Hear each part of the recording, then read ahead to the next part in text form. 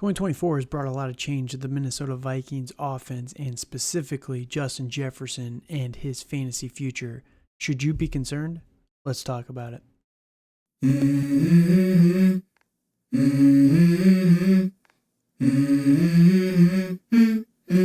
Let's go.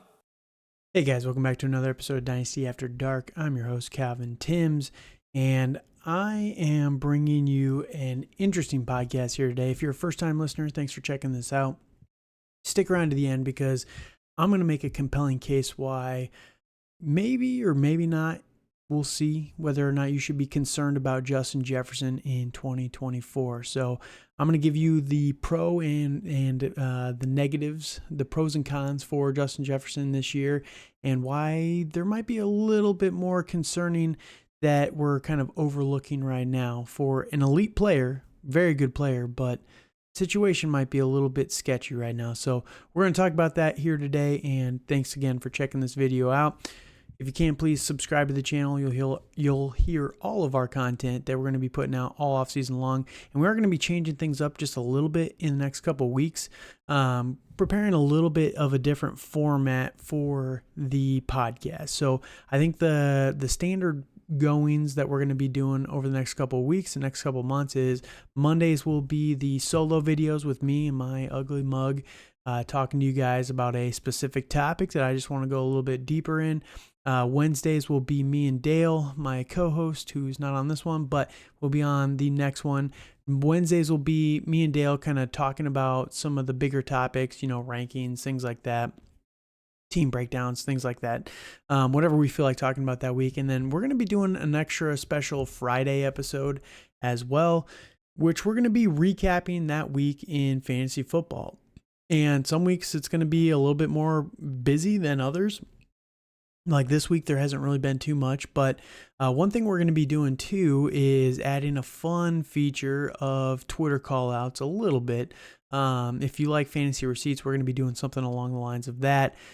We'll give people a heads up. We're not going to be complete scumbags and like fantasy receipts and just completely trash people, because I do think that they're a little bit over the top with how they approach all that stuff, and it's more of a vendetta than it is an actual useful fantasy account from my understanding. So we are going to call people out with some silly tweets, myself included. I know I've got old tweets, that old takes exposed, that you could pull up and you'd say, what were you thinking, you moron? So we're going to be doing that. We'll have some good tweets as well, some that we really agree with. And the difference is why we're going to be saying that we're different than fantasy receipts. We're actually going to give reasonings why we disagree with the takes or we agree with the takes versus just, oh, look at this idiot, And again, we're working out how that all is gonna break down, and we're gonna try and get those specific parties a chance to defend themselves as well. So a little bit of a way to get a lot of the community out there to new people and kind of just have a little bit of fun with it as well. So if you guys like that idea, let me know down in the comments below. And again, please subscribe to the channel, and hopefully this will go well. I can see this blowing up in our faces, but the whole point is not to start drama. It's just to, get takes out there from different people to different crowds and different audiences that, we disagree with, but, it's all respectful. So we'll see how this goes, but that's going to be starting on Fridays, and it'll be a fun one, and it's going to be starting next week, I believe. So a little bit of a change to the schedule. Wanted to give you guys a heads up and just let you know what to expect over the next couple months. And we'll see what happens as we get towards the start of the actual season, because both my baby and Dale's baby will be on the way. So yeah, it's going to be a fun time this fall for both of us. So yeah, it's going to be good times. That said, that's not why you're here. I'm going to get into the Justin Jefferson argument and why maybe we should be a little bit more concerned, and we're overlooking some of the red flags around Justin Jefferson that we shouldn't be for 2024 and the future. And I have a lot of different pieces of information that I kind of broke down for this. And the first thing I wanted to talk about, Justin Jefferson is ranked as the #1 dynasty wide receiver pretty much universally across the board. His value is so much far and above everyone else. It's insane. It doesn't matter which calculator you're using. He is pretty much universally the number one guy. Now, what's crazy to me is, like, if you were trading for Justin Jefferson, if you were to just put him in a trade calculator, I don't think that these are the most accurate, but it's basically saying in a super flex, you could get Michael Penix and Amon-Ra St. Brown for Justin Jefferson. Pretty good. If you go a little bit down from that, Chris Olave, for example, get a young up-and-coming guy. In a super flex, you could get Chris Olave and Kyler Murray for Justin Jefferson. Pretty nice. Malik Neighbors is another guy in that same range. If you didn't like Chris Olave, one of these younger wide receivers. Now, you're saying, well, why are you bringing that up? And the biggest reason why is I don't think that Justin Jefferson is a bad player. I think he is the best wide receiver in the NFL. I really do. The problem is, I think that when you pair together the fact that Justin Jefferson has been extremely good and extremely efficient with Kirk Cousins his entire NFL career, I do think that going from Kirk Cousins to JJ McCarthy is going to be a big downgrade that people are not baking into it. And the funny thing is, one of my coworkers actually brought this up. He goes, well, last year with Nick Mullins, Justin Jefferson was just fine. And he's not wrong. With Nick Mullins at the end of last year, obviously he played with Kirk Cousins, was on a historic pace. The first month of last year before he got injured, he had about 112 points over that stretch, which in 4 games is insane. And this is 1 point PPR, kind of standard, no bonus points or anything like that. So was extremely good through the first month with Kirk Cousins. He was averaging 150 yards a game almost. It was crazy. He was just going nuclear. Gets injured. Kirk gets injured. Everybody's out. He comes back at the end of the year. The last month of the year, very good pace as well. He had 44 targets in that stretch. Not as many receptions, but he had a 140 game, 141 yard game, 192 yard game, followed with a 59 and an 84. You can argue that both of his nuclear games were against Detroit, where he just teed off on Detroit. 2 of the last 3 games, he played Detroit, the Detroit Lions, and he scored a grand total of, 65 in those 2 games, which is absolutely crazy. Had a touchdown in each one of those games, 141, 192 yards, respectively. The other 2 games, he had a grand total of 12 receptions for about 140 yards. Not as good. 26 total points, and this was with Nick Mullins again. Better defensive backs, better defensive secondaries for both of those teams, Cincinnati and Green Bay. You don't get to play Detroit every single week. Now, why do I bring that up in context to JJ McCarthy? I still think that with Nick Mullins, Justin Jefferson was very good. He was still perfectly fine, top-tier wide receiver. I think you're going to see a lot more of the Cincinnati and the Green Bay games than you will see the Detroit games with J.J. McCarthy. And I went back and I looked, and historically, going back over the last about 7 years, 8 years, quarterbacks average about 280 pass completions as a rookie for about 3,200 yards. And this is including Justin Herbert, who absolutely broke this scale. He had 396 completions for 4,000 yards as a rookie. And I don't think this has last year in it as well. So CJ Stroud is not baking these numbers. It would kind of push it up a little bit more as well there. They average about, 20 touchdowns a year, 18 to 20 touchdowns a year. Not a great rookie performance. Let's say and I'm going to be generous here with JJ McCarthy. I'm not the biggest JJ McCarthy fan. I think it's a big projection saying that what he did in Michigan, where he was, of all these first round quarterbacks drafted in this year's draft class, he was the one that threw the ball the least, right? He had the least production passing the football out of all of them. And a lot of people say, well, you see the signs here and there. He has that in his tool set. He can be a game-changing quarterback.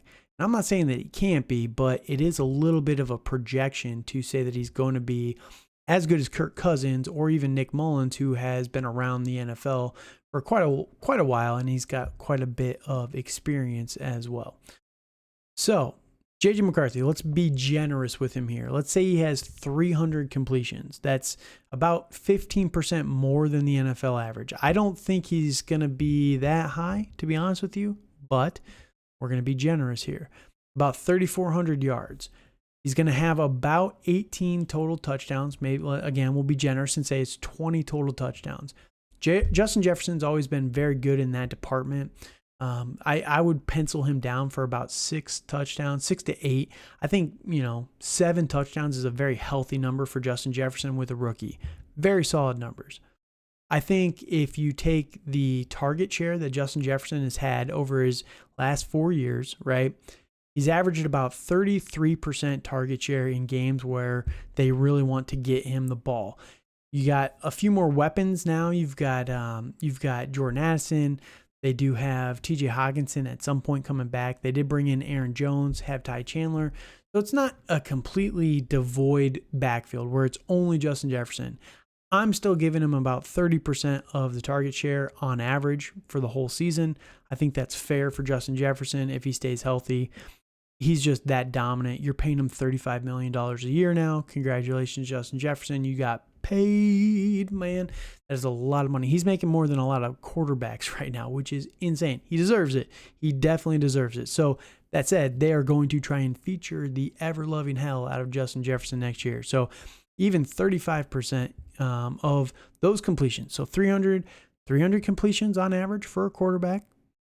35%, 30 to 35 is going to Justin Jefferson. It's about it's about 90 to 100 completions next year.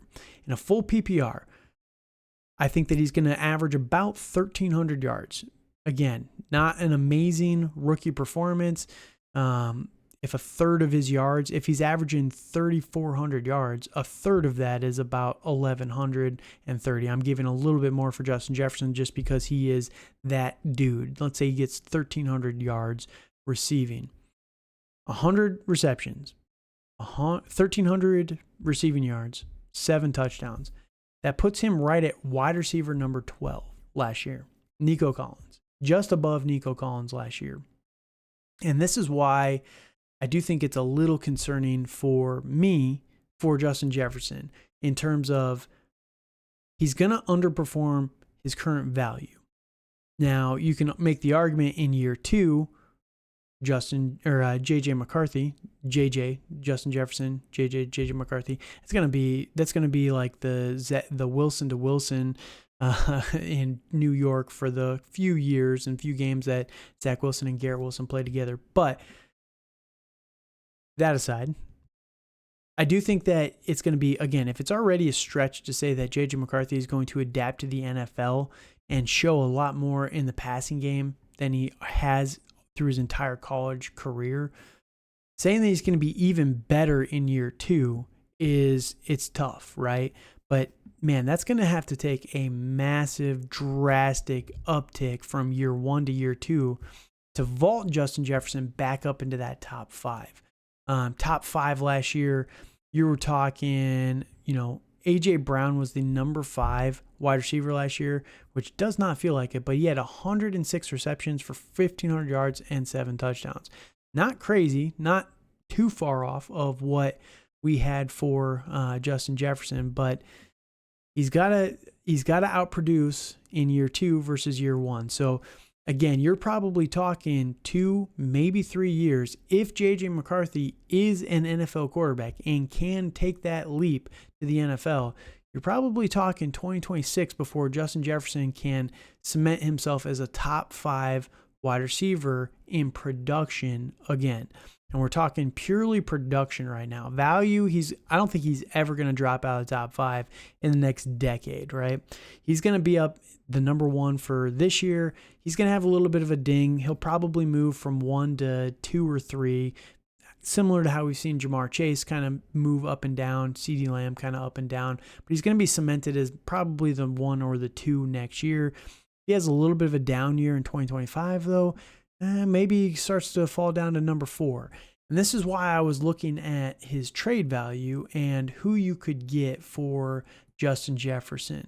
Now, you're looking at like a Chris Olave, a Malik Neighbors, someone along those lines. These players that I think that Chris Olave is in line for a massive step up this upcoming year. And if you can get a Kyler Murray and Superflex on top of that for Justin Jefferson, I do think it's completely warranted to cash out on Justin Jefferson and his insane value right now for fantasy football. So is he going to bust? No, I think he's going to still be a wide receiver 1 this year. I think he's going to be a top 12 guy just based on volume alone. His talent, and you just get him the targets, and I think that he will be able to do enough with it for fantasy football that you're not going to be completely disappointed.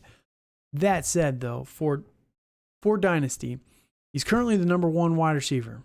I don't think he's going to finish there. I think there's like a 0% chance he's going to finish as the number 1 overall wide receiver after this year.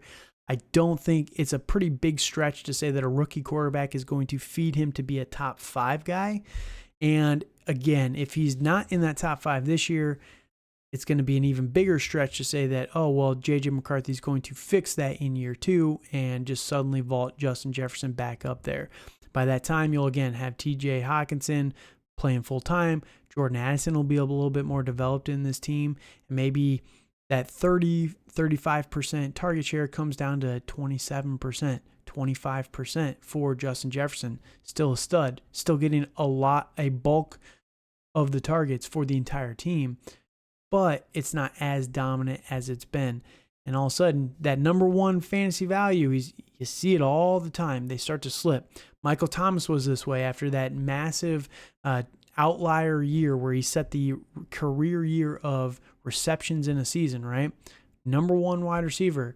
Next year, now Michael Thomas is a little bit more extreme of an example. He goes from wide receiver number 1 to completely never valuable again after that.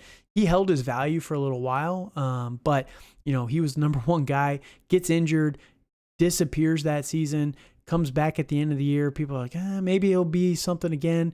Probably, I don't know how far he fell, but I think he went from number 1 to like number 8, somewhere in that range. But after that one season, you literally never even got that production from Michael Thomas again. So I do think that Malik Neighbors, if you can get that plus Kyler Murray for Justin Jefferson right now, I would be considering it. And that's just me. And you can say that I'm overreacting to J.J. McCarthy, but I am trying to prepare you guys and be a little bit more realistic with this and help you guys to cash out. Because one thing that I've always been very good about personally, and this is just what I've always been good about, is cashing out on players.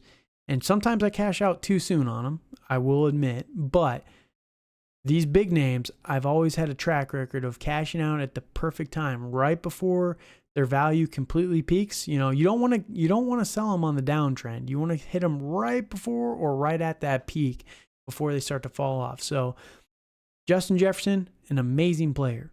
Number 1 wide receiver in the NFL, in my opinion. Him and Jamar Chase, you can make the argument. I like Jamar Chase a little bit more. I think Jamar Chase is probably the better wide receiver. I don't know. Justin Jefferson is so good. He's so good. So you can make the argument that he's the number 1 wide receiver in the NFL. I don't think he's going to be able to produce like that, and I would cash out on that amazing value now while I could. And if you can get extra on top of that, again, that's just what a trade calculator says. That does not mean that somebody in your league would not be willing to pay more than, Malik Neighbors and Kyler Murray for Justin Jefferson. You throw that, you could get an extra second on top of that. Maybe you upgrade. Maybe everyone hates running backs right now, so maybe you upgrade your running back as well. You get a I don't know who's a running back at the back end here. Maybe you get like a Travis Etienne or a Najee Harris or somebody like this thrown on the back end of that trade as well. So you're getting a third player just for Justin Jefferson. Let's say like an Isaiah Pacheco, Rashad White, James Cook, one of these guys. You can get Kyler Murray, James Cook, and Malik Neighbors for Justin Jefferson. I think it's at least worth considering, guys, and just kind of setting you guys up and preparing you for the potential disappointment that will be 2024 for Justin Jefferson. Still a good player, hampered by a rookie quarterback. So let me know your thoughts down in the comments down below. And yeah, this is going to be an unpopular video. I know people are already going to comment down below and say, you're an idiot. Justin Jefferson's too good. But, I mean, guys, it's rookie. It's not Justin Jefferson's fault. It's J.J. McCarthy, right? I broke down the numbers for you, did a deep dive into the actual calculations for his projections this year, and it's got me a little concerned. So wanted to bring it to all your guys' attention. Let me know your thoughts down below. You can follow me over on Twitter at TDC_Calvin. You can find the podcast at FF After Dark, and the podcast is available Spotify, YouTube, Google, anywhere that podcasts are really found. Subscribe, like, all those fun things. We appreciate you guys, and until next time, have a good night. And we all got dreams, we all want things, but what you gonna do for it? How you gonna move for it? What you gonna be?